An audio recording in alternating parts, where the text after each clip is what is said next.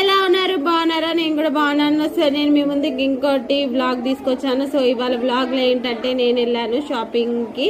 So ఈ మాల్లో అయితే వెళ్ళాను. కాస్ట్లో బాటాలో కూడా వెళ్ళాను, కానీ బాటాలో అయితే దొరకలేదు.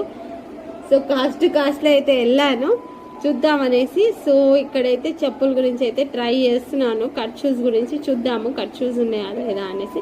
సో నేను మాత్రం అంత షోరూమ్ అయితే అన్ని తిరిగేసాను. ఒక మొత్తం అన్ని చూసాను. శాంపుల్స్ మాత్రం ఏదైతే ఉన్నాయో అవే ఉన్నాయంట. సో కట్ షూస్ బ్లాక్ కలర్లో ఉన్న మోడల్ అయితే నాకైతే అస్సలు దొరకలేదు.